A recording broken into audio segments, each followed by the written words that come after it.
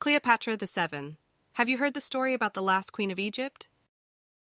Cleopatra Philopator, known as Cleopatra, was born in 69 BCE in Alexandria, Egypt, as the daughter of Ptolemy XII Auletes and possibly Cleopatra V Tryphena.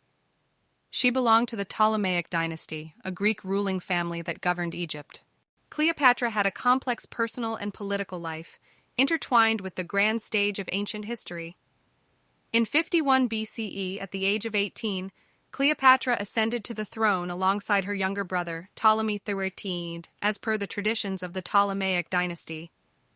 Cleopatra was not only a ruler but also a scholar. She was well versed in multiple languages, including Egyptian, Greek, and Latin, and had a deep understanding of philosophy, mathematics, and astronomy. She was known to engage in intellectual debates with scholars and philosophers, fostering a cultural and intellectual renaissance in Alexandria, the intellectual capital of the ancient world. Under Cleopatra's rule, Egypt experienced a period of economic prosperity and stability. She encouraged trade and commerce, particularly with other Eastern Mediterranean powers, which enriched the kingdom's coffers.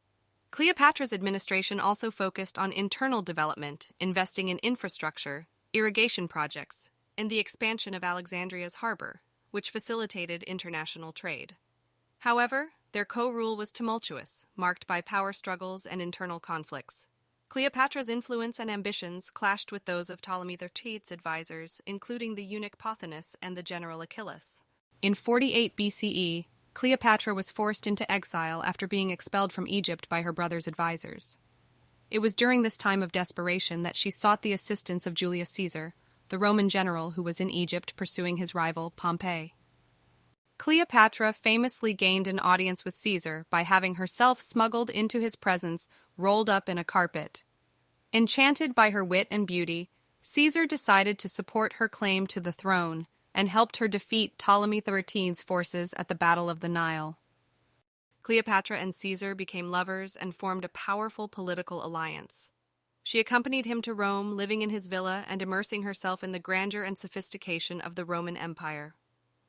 During their time together, Cleopatra gave birth to a son, Caesarion, whom many believed to be Caesar's child and heir. However, in 44 BCE, Julius Caesar was assassinated, plunging Rome into political turmoil. Cleopatra returned to Egypt, where she faced new challenges.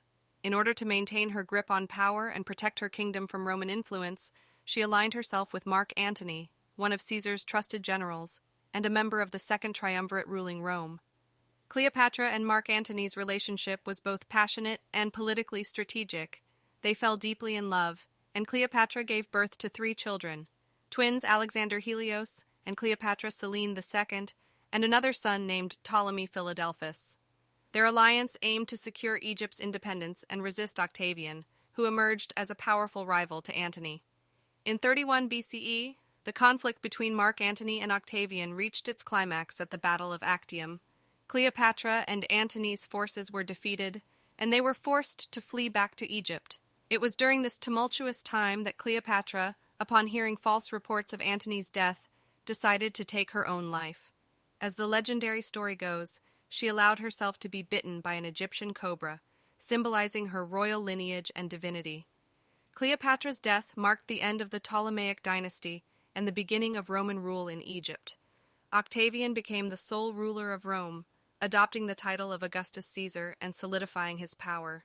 Egypt became a Roman province, and its ancient civilization gradually assimilated into the Roman Empire.